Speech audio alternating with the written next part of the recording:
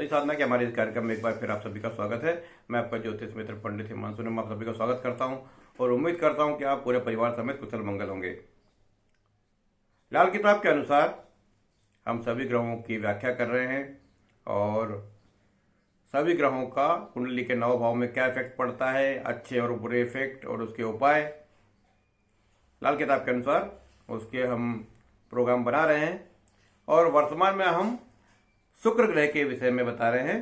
शुक्र ग्रह के कुंडली के 6 भाव यानी प्रथम भाव से लेकर 6ठे भाव तक हम आपको बता चुके हैं।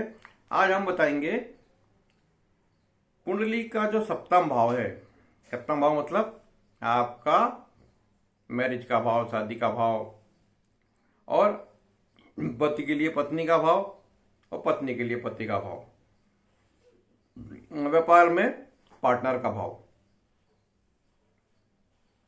तो सप्तम भाव जीवन में बड़ा महत्वपूर्ण है। जब तक जीवन में आपका पार्टनर नहीं आता है, आपका पति को पत्नी नहीं मिलती है, पत्नी को पति नहीं मिलती है, तो जीवन एक मार्ग ही चलता रहता है। और भगवान ने जो प्रकृति बनाई है उस प्रकृति को बनाने के लिए भगवान को भी 2 रूप लेने पड़े।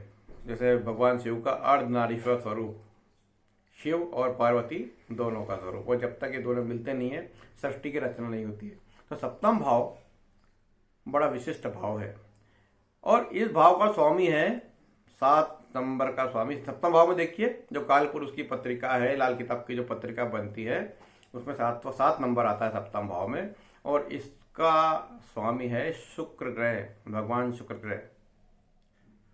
7वें भाव पर शुक्र ग्रह की पूर्ण सत्ता होती है।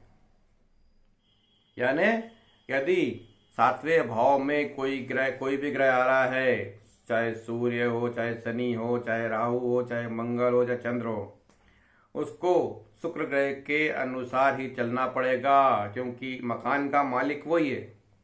और मकान मालिक यदि शुक्र देव है तो आपको जो शुक्र ग्रह की जो नियम कानून बना के रखे, शुक्र ग्रह के गुण धर्म है।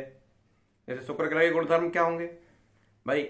मकान साफ रखना पड़ेगा, क्योंकि शुक्र देव को सफाई से बड़ा प्रेम है, रात्रि काल से बहुत प्रेम है, भोग विलास से बहुत प्रेम है, और जो सुंदरता है, खूबसूरती, उससे बड़ा प्रेम है।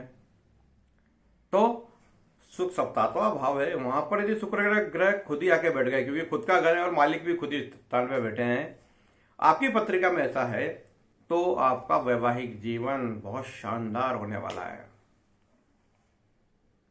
स्त्री की कुंडली में 7वें स्थान में शुक्र है तो अच्छा पति मिलेगा, खूबसूरत पति मिलेगा, ब्यूटीफुल। आप समझ लीजिए क्या हीरो है मेरा पति। और मान लो, आप समझ गए होंगे मैं क्या बोलना चाहता हूं। यानी किसी यदि पुरुष की कुंडली में 7वें स्थान पर शुक्र है तो उसको अच्छी पत्नी मिलेगी। यानी सर्वगुण संपन्न, लक्ष्मी प्रदान करने वाली, उसके आते से ही पैसे का ढेर लग जाएगा, क्योंकि शुक्र ग्रह की जो अधिष्ठात्री देवी है वो महालक्ष्मी है। तो जिसकी भी कुंडली में सप्तम भाव में शुक्र है, आफ्टर मैरिज उसका व्यापार बढ़ेगा, उसका कामकाज बढ़ेगा, अर्निंग सोर्सेज बढ़ जाएंगे, आर्थिक क्षेत्र में बहुत सफलता मिलना शुरू हो जाएगी, और वो पार्टनरशिप में जो भी व्यापार करेगा उस पार्टनरशिप के व्यापार में उसको आर्थिक क्षेत्र में अच्छी सफलता मिलेगी। अब क्या 7वां शुक्र यदि अकेला बैठा हो और उसके मित्रों की दृष्टि पड़ रही हो या मित्र उसके साथ में हो तो कोई दिक्कत नहीं, बहुत अच्छे रिजल्ट मिलेंगे। लेकिन जो शुक्र ग्रह के नेगेटिव ग्रह हैं, जैसे राहु महाराज बैठे हैं साथ में या दृष्टि मार रहे हैं, या सूर्य महाराज साथ में बैठ गए या सूर्य महाराज दृष्टि मार रहे हैं, तो ये जो भी नेगेटिव ग्रह है शुक्र ग्रह के, यदि वो बैठे हैं तो थोड़ा सा वैवाहिक जीवन में दिक्कत आना शुरू हो जाएगी, थोड़ी सी तकलीफ होना शुरू हो जाएगी, पति पत्नी में से किसी एक को तकलीफ होना शुरू हो जाएगी, संबंधों में थोड़ी सी दिक्कत आएगी, ज़्यादा दिक्कत नहीं आएगी, क्योंकि ये स्थानीय शुक्र ग्रह का है, इसलिए कोई ज़्यादा बिगाड़ नहीं सकता, थोड़ी दिक्कतें आएगी। आप जो नेगेटिव ग्रह है शुक्र ग्रह के, जो शत्रु ग्रह हैं, राहु महाराज हैं, सूर्य महाराज हैं, गुरु महाराज है, इनके उपाय कर ले बस। और एक चीज का ध्यान रखें आप, यदि आपका सप्तम भाव में शुक्र बैठा है तो सुंदर वस्तुएं किसी को दान ना करें, ये ध्यान रखिए आप। कपड़े का भी दान ना करें। आपने जैसे गोल्ड के ऑर्नामेंट हैं या खूबसूरती, जैसे मान लो कि इत्र है, या कंघा है, जिससे हम सजते हैं संवरते हैं, वो सब समझ लीजिए आप क्या हो सकती है।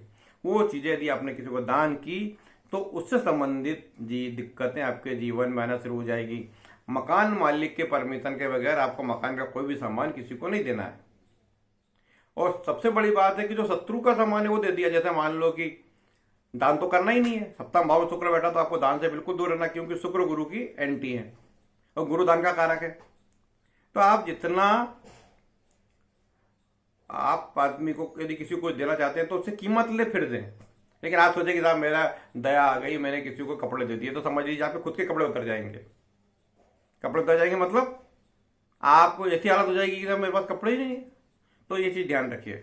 इसके अलावा गेहूं दान कर दिया, तांबा दान कर दिया, तो सूर्य भी शुक्र ग्रह का शत्रु है, तो आपका साथ क्या होगा, आपका मान, आपकी राजदंड मिलेगा, आपको राजदंड मिल सकता है, आपको सरकार से पनिशमेंट मिल सकता है, आपको हार्ट की प्रॉब्लम हो सकती है। तो ध्यान रखिए, ये लाल किताब बड़ा गहन शास्त्र है, आपको यदि समझ ले इसको तो आपके जीवन को आराम से बहुत अच्छी कई समस्याओं से बच सकते हैं आप।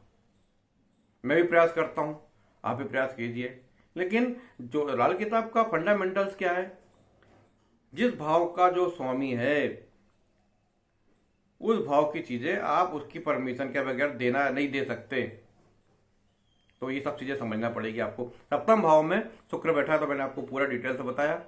आपको और जानकारी चाहिए तो मुझे लिखें, मैं इसको इस विषय पे और डिटेल में बताऊंगा आपको। सप्तम भाव का शुक्र है, वैवाहिक जीवन अच्छा करता है, पार्टनर लाइफ पार्टनर अच्छा बनाता है, उसके आने के बाद से लक्ष्मी का ढेर लग जाता है, धन धन्य बढ़ जाता है। तो ये है सप्तम भाव में लाल किताब के रिजल्ट। आपको मेरा कार्यक्रम कैसा लगा बताएं, मुझसे जुड़े रहें और मेरे चैनल को सब्सक्राइब करते रहें। नमस्कार।